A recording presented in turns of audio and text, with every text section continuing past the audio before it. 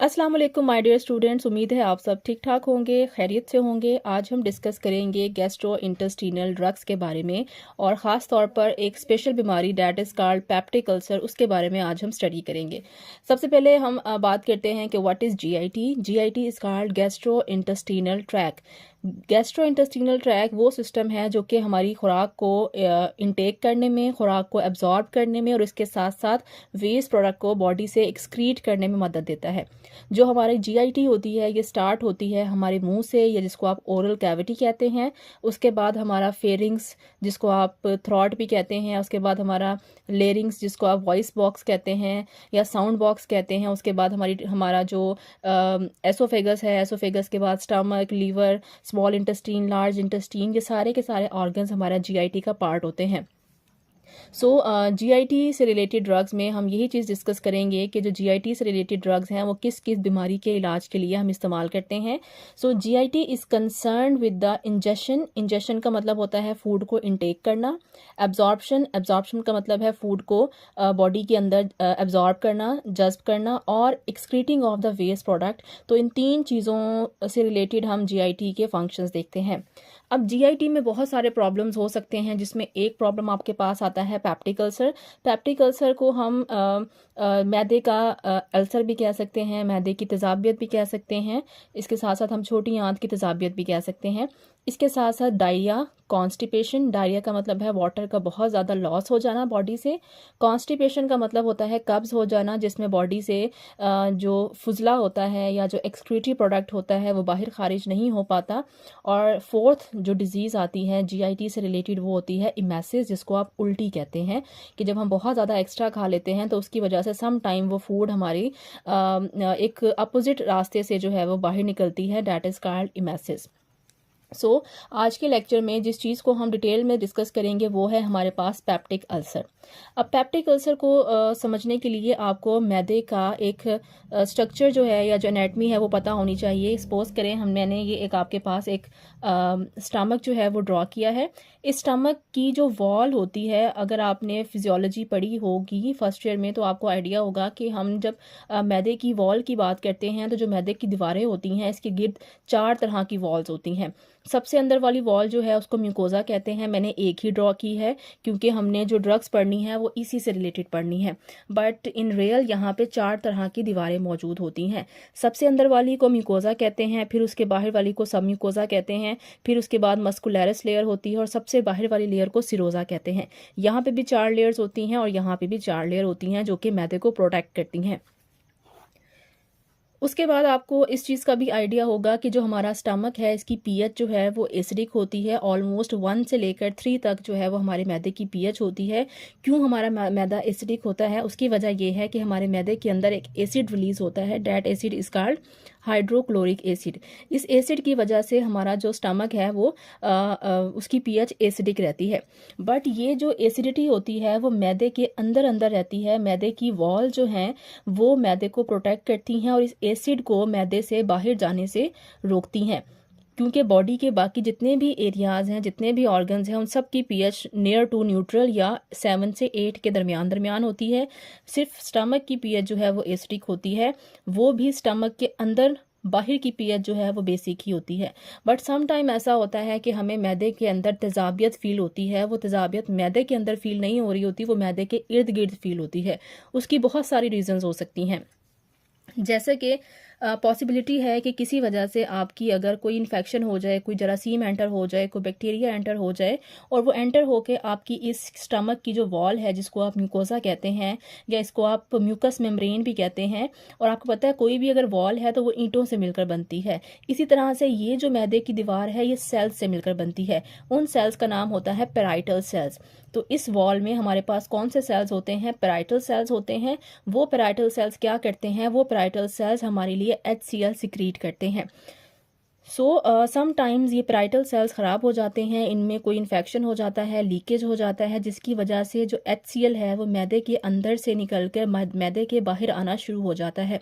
और जब ये HCl मैदे के बाहर आना शुरू होता है तो इस जगह पे हमें तेज़ाबियत फील होती है, क्योंकि इस एरिया की पीएच जो है वो HCl की वजह से एसिडिक हो जाती है, जिससे आपको खट्टी डकारें आती हैं। समटाइम आपको मुँह के अंदर इरिटेशन होती है और जो इचिंग फीलिंग है वो आपको पूरे गले और मुंह के अंदर फील होती है। अब हमारे मैदे के ऊपर बहुत सारे रिसेप्टर्स मौजूद होते हैं। जो हमारी मैदे की वाल है, जिसको आप म्यूकस मेम्ब्रेन भी कहते हैं, उसके ऊपर रिसेप्टर्स मौजूद हैं। कौन कौन से रिसेप्टर्स मौजूद होते हैं? इसके ऊपर प्रोस्टाग्लैंडिन्स के रिसेप्टर्स मौजूद होते हैं। इसके ऊपर हिस्टामीन के रिसेप्टर्स मौजूद होते हैं।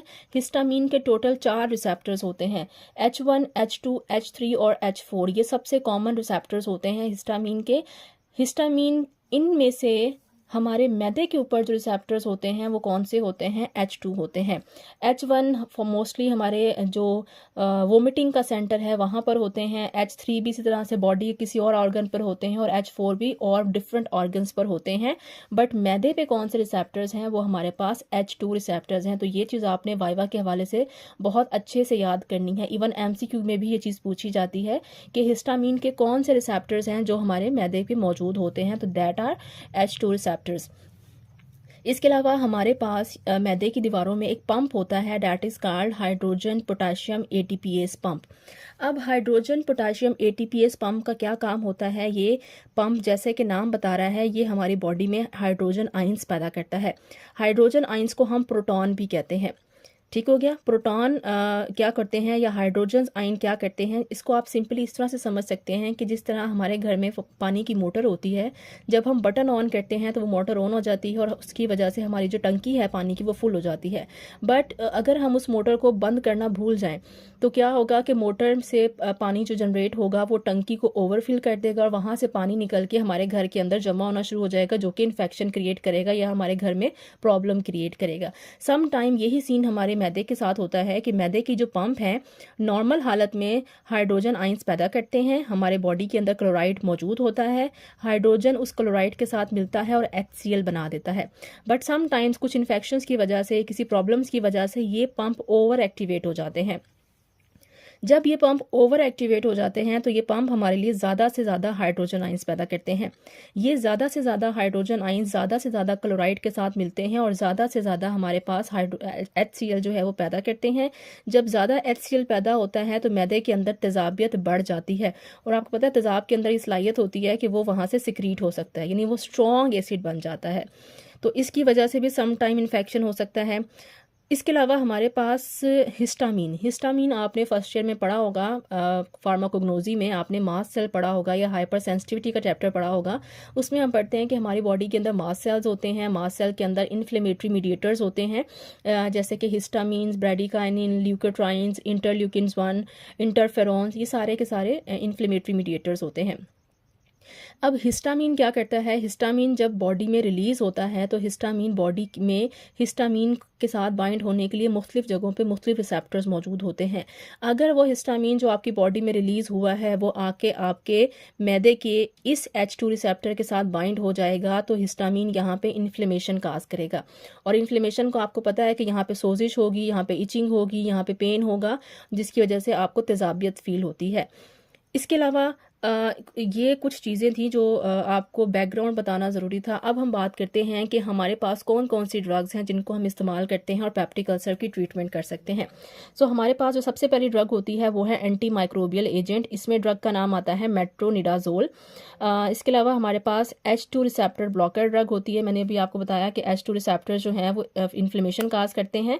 सो अगर हम इन रिसेप्टर्स को ब्लॉक कर देंगे तो हमारी इन्फ्लेमेशन ठीक हो जाएगी। इसके लिए हम ड्रग यूज़ करते हैं सिमेटिडीन, रनिटिडीन, फेमिटिडीन। बुक के अंदर सिर्फ एक नाम मेंशन किया हुआ है।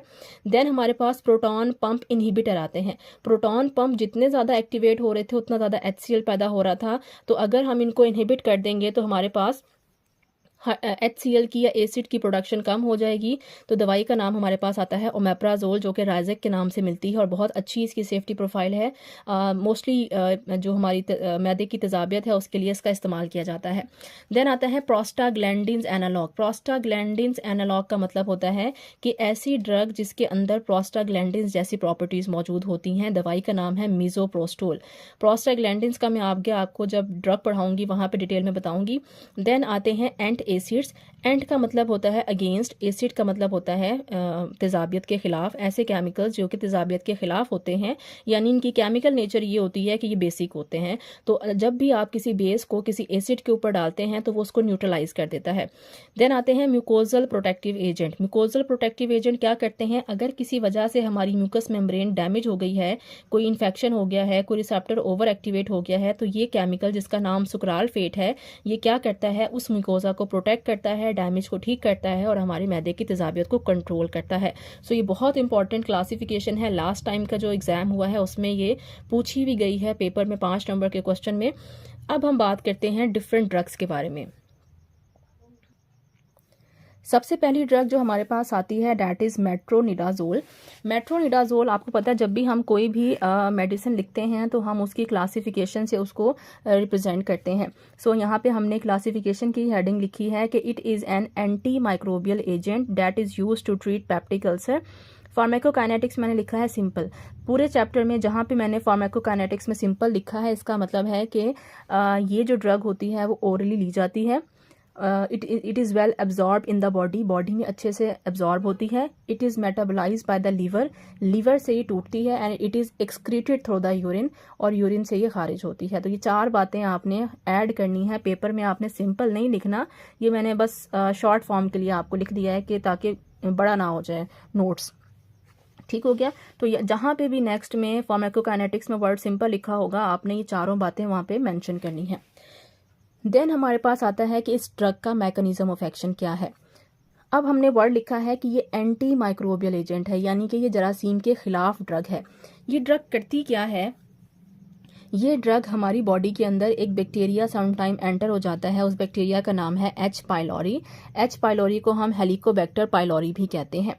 ये एक ग्राम नेगेटिव बैक्टीरिया है। आपने फर्स्ट ईयर माइक्रोबायोलॉजी में gram positive and gram negative bacteria की सेल वॉल में डिफरेंस पढ़ा होगा। उनके डायमीटर में डिफरेंस होता है, उनकी वॉल की थिकनेस में डिफरेंस होता है, टिकोइक एसिड में डिफरेंस होता है। तो वो सारा पुराना आपका यहाँ पे कॉन्सेप्ट अप्लाई होता है। सो ये एक ऐसा बैक्टीरिया है जो कि ग्राम नेगेटिव होता है, और ये हमारी सम टाइम जीआईटी में एंटर हो जाता है खुराक के ज़रिए से या हमारे गंदे पानी पीने के ज़रिए से ये एंटर हो जाता है। जब ये हमारी बॉडी में या हमारे मैदे में एंटर होता है तो ये हमारे मैदे की दीवारों को नुकसान पहुंचाता है, उनमें लीकेज काज करता है, जिसकी वजह से एसिड वहां से निकल के बाहर आना शुरू हो जाता है। सो हम पेशेंट को ड्रग देते हैं मेट्रोनिडाजोल। ये ड्रग क्या करती है, ये ड्रग इस बैक्टीरिया के अंदर एंटर होती है और बैक्टीरिया के डीएनए को ख़राब कर देती है। बैक्टीरिया का डीएनए जो है, जिसमें आपको पता है डीएनए डबल स्ट्रैंडेड होता है, तो ये बैक्टीरिया के डीएनए को ख़राब करती है। अगर डीएनए नहीं बनता तो उससे मैसेंजर आरएनए नहीं बनता, मैसेंजर आरएनए नहीं बनता तो प्रोटीन नहीं बनती, और अगर प्रोटीन नहीं बनती तो कोई भी जानदार किल हो सकता है। दस ये बैक्टीरिया की डेथ काज कर देती है। तो बेसिकली इसका मकसद क्या है कि ये माइक्रोब्स के अगेंस्ट है। ये बैक्टीरिया के डीएनए को ख़राब करके उसके सारे सिस्टम को डैमेज कर देती है। जब किसी का डीएनए ख़राब हो जाता है तो जेनेटिक प्रॉपर्टी डिस्टर्ब हो जाती है, वो रेप्लिकेट नहीं कर सकता और उसकी लाइफ ख़त्म हो जाती है। इस ड्रग को हम इस्तेमाल करते हैं गैस्ट्रिक अल्सर के लिए, या पेप्टिक अल्सर भी कह सकते हैं, और इसको हम ड्यूडिनल अल्सर के लिए यूज़ करते हैं। गैस्ट्रिक अल्सर का मतलब है कि अगर मैदे में तेजाबियत है तो हम इस्तेमाल कर सकते हैं। इसके साथ साथ अगर आपके ड्यूडिनल अल्सर, ड्यूडिनल क्या होता है, जहाँ पे हमारा मैदा ख़त्म होता है और जहाँ उसके बाद जो हमारी स्मॉल आंत शुरू होती है, तो छोटी आंत का जो पहला पार्ट होता है उसको ड्यूडिनम कहते हैं। आपने पढ़ा होगा स्मॉल इंटेस्टाइन के 3 पार्ट होते हैं, ड्यूडिनम, ज्यूजिनम और इलियम, तीनों में अल्सर हो सकता है, तो इसको हम ड्यूडिनल अल्सर के लिए इस्तेमाल करते हैं। ऑलमोस्ट आपकी जितनी भी ड्रग्स हैं आपकी बुक के अंदर जो मेंशन की गई हैं उनके यूजेस भी सेम हैं, उनकी फार्माकोकाइनेटिक्स भी सेम है, और उनके तकरीबन के एडवर्स इफेक्ट भी सेम है। आप जहाँ पे मैंने ये स्टार लगाया है वहाँ उसका मतलब है कि ये कोई ख़ास एडवर्स इफेक्ट है जो कि आपने याद करना है एमसीक्यू के हवाले से या वाइवा के हवाले से। अदरवाइज़ ज़्यादातर जो एमसीक्यू आपके एडवर्स इफेक्ट हैं वो सिंपल है। इस दवाई को खाने से थोड़ा सा वेट लॉस हो सकता है, और इसका जो टेस्ट होता है दवाई का वो थोड़ा सा मेटालिक टेस्ट होता है, यानी कि किसी धात को या चाबी को अगर आप की को अपनी ज़ुबान पर रखें तो आपको कड़वा सा टेस्ट फील होता है। तो ये इस दवाई का साइड इफ़ेक्ट है। देन हमारे पास सेकंड जो ड्रग आती है वो है सिमिटिडीन। सिमिटिडीन जो है हमने क्लासिफिकेशन में पढ़ा है, ये हिस्टामीन रिसेप्टर ब्लॉकर ड्रग है। कौन से रिसेप्टर को ब्लॉक करती है, H2 रिसेप्टर को ब्लॉक करती है। और हम इसको क्यों यूज़ करते हैं, पेप्टिक अल्सर में यूज़ करते हैं। फार्माकोकाइनेटिक्स अगेन इसकी सिंपल है, ओरली लेते हैं, वेल एब्जॉर्ब होती है, लिवर से मेटाबोलाइज होती है, यूरिन से एक्सक्रीट होती है। अब हमने बताना है कि हमारे पास जो हिस्टामिनिक रिसेप्टर्स होते हैं वो हमारे मैदे की दीवारों के ऊपर मौजूद होते हैं। ये हिस्टामीन जो है वो एक इन्फ्लेमेटरी मीडिएटर्स है जो कि हमारी बॉडी के अंदर या मैदे के अंदर इन्फ्लेमेशन पैदा करता है। तो जब ये रिसेप्टर्स हिस्टामीन इनके साथ आके बाइंड करती है तो ये रिसेप्टर एक्टिवेट हो जाते हैं और मैदे में सोजिश हो जाती है। हम ड्रग देते हैं सिमिटिडीन, रनिटिडीन, फेमिटिडीन। ये दवाई क्या करती है, इन रिसेप्टर्स को ब्लॉक कर देती है। जब ये रिसेप्टर्स ब्लॉक हो जाते हैं तो इनकी जो इन्फ्लेमेशन पैदा करने की खासियत है वो ख़त्म हो जाती है और एज अ रिजल्ट हमारी बॉडी में या GIT में हिस्टामीन का लेवल कम हो जाता है और मसला हमारा सॉल्व हो जाता है। बट यहाँ पे आपने ये बात याद रखनी है कि ये जो सिमिटिडीन ड्रग है वो H1, H3 और H4 रिसेप्टर्स के ऊपर कोई काम नहीं करेगी। यानी कि अगर हिस्टामीन इन किसी रिसेप्टर के साथ बाइंड हुआ होगा तो ये उनके लिए कोई काम नहीं करेगी। देन आता है कि इसके यूजेस क्या हैं। तो इसके सेम यूज़ हैं जो कि हमने लास्ट के पढ़े हैं कि इसको पेप्टिक अल्सर के लिए यूज़ करते हैं और ड्यूडेनल अल्सर के लिए यूज़ करते हैं। इसका एक और जो इंटरेस्टिंग यूज़ है वो है इसको हम इस्तेमाल करते हैं गैस्ट्रोएसोफेगल रिफ्लेक्स डिजीज़ के लिए। ये क्या तरीका होता है, ये ऐसी बीमारी है जिसमें आपने सम टाइम देखा होगा कि एक नॉर्मल तरीका तो ये होता है कि हम जो खुराक खाते हैं वो हमारे गले से, हमारे मैदे और मैदे से फिर बॉडी से नीचे जाती है और वहाँ से वो एक्सक्रीट हो जाती है। बट सम टाइम ऐसा होता है कि खुराक जो हम खाते हैं उसका इफेक्ट हमें गले में या मुंह में फील होता है, एसिडिटी फील होती है, तेजाबियत फील होती है, खट्टी डकारें आती हैं। उस बीमारी को हम कहते हैं गैस्ट्रोएसोफेगल रिफ्लेक्स डिजीज़। यानी कि जो एसिड है वो हमारे मैदे से वापस हमारे एसोफेगस या गले में वापस आना शुरू हो जाता है, तो that is called gastroesophageal reflex disease. इसको अगर ट्रीट करना हो, खट्टी डकारों को अगर ट्रीट करना हो तो इसके लिए भी हम सिमिटिडीन का इस्तेमाल करते हैं। एडवर्स इफेक्ट कोई ख़ास नहीं है, डायरिया है, नोजिया है, वोमिटिंग है, सर में दर्द है, मसल पेन, ये सब चीज़ें आप लिख सकते हैं। इसके बाद जो ड्रग हमारे पास आती है most important, that is omeprazole. Omeprazole is a proton pump inhibitor drug that is used to treat peptic ulcer. Pharmacokinetics इसकी सिंपल होती है, ओरली लेते हैं, वेल एब्जॉर्ब होती है, बॉडी में मेटाबोलाइज होती है लिवर से और एक्सक्रीट होती है यूरिन से। देन बात करते हैं इसके मैकेनिज्म ऑफ एक्शन की, क्या होता है। हमारे मैदे के अंदर हाइड्रोजन पोटाशियम ATPase पंप होते हैं। पंप का नाम आपने बिल्कुल ठीक लिखना है। ये हमारे म्यूकोजल मेम्ब्रेन के ऊपर मौजूद होते हैं जो कि हाइड्रोजन आइंस पैदा करते हैं जो कि बाद में HCl के क्लोराइड के साथ मिलकर HCl पैदा करता है। ये जो ड्रग हम इस्तेमाल करते हैं ओमेप्राजोल, ये इन रिसेप्टर्स को या इस पंप को इरिवर्सिबली ब्लॉक कर देती है। लव्स इरिवर्सिबल बहुत इंपॉर्टेंट है। इरिवर्सिबल यहाँ पे मार्क भी किया हुआ है।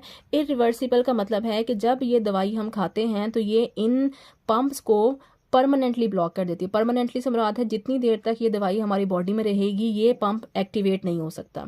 यही वजह है कि इसका ज़्यादा इस्तेमाल किया जाता है और जब ये बॉडी से निकल जाएगी तब जाके ये पंप एक्टिवेट होगा और फिर HCl पैदा करेगा।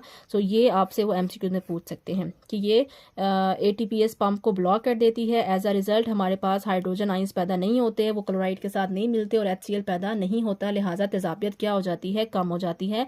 अगेन इसके यूजेस सेम है कि इसको पेप्टिक अल्सर के लिए और ड्यूडेनल अल्सर के लिए यूज़ किया जाता है। उसके बाद आ जाता है कि इसके एडवर्स इफेक्ट क्या होते हैं। तो इसकी सेफ्टी प्रोफाइल बहुत अच्छी है, कोई खास एडवर्स इफेक्ट नहीं है। यही वजह है कि कॉमनली यूज ड्रग है। वोमिटिंग, डायरिया, सर में दर्द, मसल पेन, ये हल्के हल्के से थोड़े बहुत प्रॉब्लम्स हो सकते हैं। देन हमारे पास एक ड्रग आती है डैट इज कॉल्ड मीजोप्रोस्टोल। मीजोप्रोस्टोल क्या होती है, ये प्रोस्टाग्लैंडिन एनालॉग है जिसको हम पेप्टिक अल्सर के लिए यूज़ करते हैं और इसकी फार्माकोकाइनेटिक्स जो है वो सिंपल है, जो आपको मैं ऑलरेडी बता चुकी हूँ। अब यहाँ पे आपने ये याद रखना है कि हमारे जो मास्ट सेल्स थे वहाँ पे मैंने आपको बताया था कि मास्ट सेल से इन्फ्लेमेटरी मीडिएटर्स रिलीज होते हैं जिनमें प्रोस्टाग्लैंडिन भी शामिल है। प्रोस्टाग्लैंडिन बॉडी के मुख्तलिफ हिस्सों पे बहुत सारे काम करती है। इसका हमारे यूट्रस पे अलग काम है, हमारे मैदे के ऊपर अलग काम है और बॉडी में, ब्लड में इसका अलग काम है। अगर ये हमारी बॉडी में खारिज होती है तो ये हमारी बॉडी, जितना ज़्यादा इसका लेवल होता है, ये हमारी बॉडी में इन्फ्लेमेशन काज करने की सलाहियत रखती है, एलर्जी पैदा करने की सलाहियत रखती है। और अगर ये हमारे यूट्रस पे चली जाए तो ये यूट्रस को कॉन्ट्रैक्ट करने की सलाहियत रखती है। यही वजह है कि at the time of labour pain इस दवाई को अगर किसी को लेबर पेन इंड्यूस ना हो रहा हो तो एक मीजोप्रोस्टोल की एक छोटी सी टैबलेट होती है, उस टैबलेट को फीमेल के वजाइना के अंदर एंटर किया जाता है जिसकी वजह से उसका यूट्रस कॉन्ट्रैक्ट होता है, बेबी के ऊपर प्रेशर अप्लाई होता है और वो बाहर की तरफ धकेला जाता है जिससे लेबर पेन इंड्यूस होता है और बेबी को डिलीवर करना आसान हो जाता है। बेबी की डिलीवरी के बाद अगेन मीजोप्रोस्टोल रखी जाती है ताकि यूट्रस को वापस अपनी जगह पे शिफ्ट किया जा सके। बट हमने प्रेग्नेंट वुमेंस के अंदर इस ड्रग का इस्तेमाल नहीं करना। क्यों? क्योंकि अगर हम प्रेग्नेंट वुमेन के अंदर इसका इस्तेमाल करेंगे, फॉर एग्जांपल अगर कोई लेडी आपके पास आती है, उसको पेप्टिक अल्सर है और आप उसको मीज़ोप्रोस्टोल दे देते हैं, तो उससे क्या होगा कि उसका पेप्टिक अल्सर तो ठीक हो जाएगा, बट उस ड्रग के इस्तेमाल से उसका यूट्रस कॉन्ट्रैक्ट हो जाएगा। सपोज करें उसको 3 माह की प्रेगनेंसी थी या 4 माह की प्रेगनेंसी थी, तो उस केस में क्या होगा कि उसका यूट्रस कॉन्ट्रैक्ट होगा, जिसकी वजह से बेबी या फीटस की जो है वहाँ पे डेथ हो सकती है। तो मेडिसिन को यूज़ करते हुए आपने इन चीज़ों का ख्याल रखना है कि कौन सी मेडिसिन आप किसको प्रिस्क्राइब कर सकते हैं और किसको प्रिस्क्राइब नहीं कर सकते, उसके लिए आपको फार्मा आनी चाहिए। सो इस दवाई को हमने ना तो यूट्रस पे पढ़ना है, ना ही हमने इसके एलर्जिक रिएक्शंस पढ़ने हैं। हमने पढ़ना है कि ये दवाई जो है वो हमारे मैदे की तेजाबियत को कैसे ख़त्म करती है। अब ये जो ड्रग होती है, ये मैंने आपको बताया था स्टार्ट में कि हमारे मैदे के ऊपर प्रोस्टाग्लैंडिन रिसेप्टर्स होते हैं। मैदे के ऊपर प्रोस्टाग्लैंडिन रिसेप्टर्स क्या काम करते हैं? ये रिसेप्टर्स हमारे मैदे के लिए बाइकार्बोनेट्स पैदा करते हैं। बाइकार्बोनेट्स क्या होते हैं? बाइकार्बोनेट बेसिकली बेसिस होती हैं जिनकी pH 8 से 14 के दरमियान होती है। जितने ज़्यादा ये रिसेप्टर्स एक्टिवेट होते हैं, उतना ज़्यादा मैदे के अंदर बाइकार्बोनेट्स पैदा होते हैं। और आपको पता है जब बाइकार्बोनेट HCl के साथ रिएक्शन करते हैं तो उसको न्यूट्रलाइज कर देते हैं। तो ये दवाई क्या करती है? इन रिसेप्टर के साथ जाके बाइंड करती है। ये रिसेप्टर्स कहाँ होते हैं? पैराइटल सेल पे। पैराइटल सेल्स की जगह आप म्यूकस मेम्ब्रेन भी लिख सकते हैं। और ये क्या कर देती है? इनहिबिट द एसिड, एसिड की सिक्रीशन को रोक देती है और बाइकार्बोनेट या म्यूकस की सिक्रीशंस को बढ़ा देती है। जितना ज़्यादा बाइकार्बोनेट्स पैदा होते जाते हैं, उतना ज़्यादा एसिडिटी जो है वो कम होती जाती है। इसको हम यूज़ करते हैं पेप्टिक अल्सर के लिए और ड्यूडेनल अल्सर के लिए। इसके एडवर्स इफेक्ट बहुत जो है वो आपने अच्छे से याद करने हैं। जब भी आपसे वाइवा होगा या आपसे MCQs पूछे जाएंगे तो इस तरह के जो टेक्निकल एडवर्स इफेक्ट होते हैं वो आपसे पूछे जाते हैं।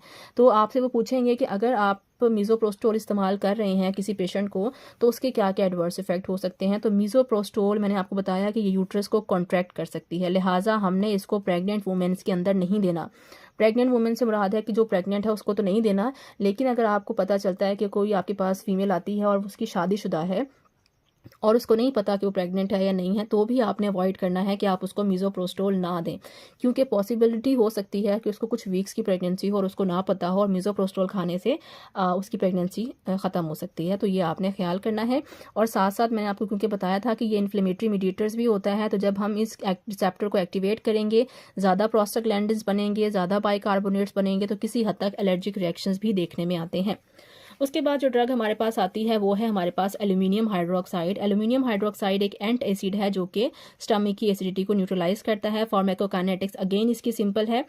अब इसका मैकेनिज्म ऑफ एक्शन क्या होता है कि जो एंट एसिड्स होते हैं ये वीक बेसिस होते हैं। आपको पता है जी हमारी बॉडी में एक बफर एक्शन होता है कि हमारी बॉडी वीक एसिड होती है, हमारी बॉडी के अंदर वीक एसिड और वीक बेस का एक निज़ाम होता है जिसको हमारी बॉडी मेंटेन करती है। कुछ केमिकल्स ऐसे होते हैं जिनकी इट सेल्फ नेचर ये होती है कि वो बेस होते हैं। तो एल्यूमिनियम हाइड्रोक्साइड भी एक ऐसा ही केमिकल है। आपको नाम बता रहा है हाइड्रोक्साइड, जैसे आप सोडियम हाइड्रोक्साइड पढ़ते हैं, जिनके पास OH ग्रुप होता है वो मोस्टली बेसिस होती हैं। तो एंट एसिड जो है ये वीक बेस होते हैं जब हम इस एल्यूमिनियम हाइड्रोक्साइड को खाते हैं, क्योंकि ये बेस होती है, लिहाजा ये हमारे एसिड के ऊपर जाके रिएक्ट करती है। और जब ये एसिड के ऊपर जाके रिएक्ट करती है तो एज अ रिजल्ट हमारे लिए वाटर जनरेट होता है।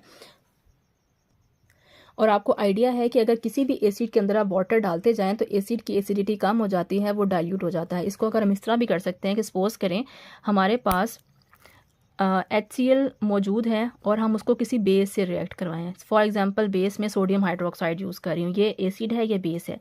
जब हम इसको रिएक्ट करवाते हैं तो सोडियम क्लोराइड के साथ रिएक्ट करता है, NaCl बन जाता है, और ये H इस OH के साथ रिएक्ट करता है, तो क्या बनता है? वाटर। तो जब भी किसी एसिड और बेस का रिएक्शन होता है तो रिजल्ट में क्या बनता है? वाटर और सॉल्ट, जिसकी वजह से ये वाटर क्या करता है? जो एसिड है उसकी एसिडिटी को कम कर देता है। इस तरह से आप एल्यूमिनियम हाइड्रोक्साइड को भी रिएक्ट करवा सकते हैं, वो AlCl बन जाएगा और साथ में आपके पास वाटर बन जाएगा। यूजेस इसके सेम है, यानी कि हम इसको पेप्टिक अल्सर, ड्यूडेनल अल्सर के लिए यूज़ करते हैं, और सिंपल ADRs हैं, हेडेक, वोमिटिंग, मसल पेन, ये सब चीज़ें आप लिख सकते हैं। लास्ट ड्रग जो हमारे पास आती है that is mucosal protective agent. Drug का नाम है सुक्रालफेट और इसको भी पेप्टिक अल्सर के लिए यूज़ करते हैं। फार्माकोकाइनेटिक्स अगेन इसकी सिंपल है, जो इसके यूजेस भी सेम हैं। इसके एडवर्स इफेक्ट भी सिंपल है। ठीक हो गया। अब हमने जो मेन चीज़ करनी है वो है इसका मैकेनिज्म ऑफ एक्शन। ये जो ड्रग होती है ये एक बैरियर क्रिएट करती है जो कि डिफ्यूजन ऑफ HCl को स्टमक से रोकता है, यानी कि जो मैदा है, मैदे की दीवारों के ऊपर ये दीवार एक किस्म की मेम्ब्रेन बना देती है ताकि मैदे का अंदर जो HCl है वो यहाँ से निकल के बाहर ना जाए।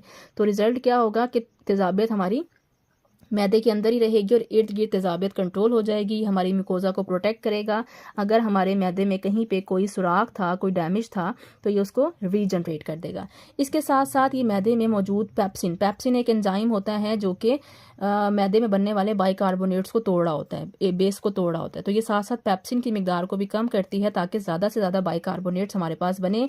इसके साथ साथ ये हमारी बॉडी के अंदर प्रोस्टाग्लैंडिन्स को भी रिलीज़ करवाती है।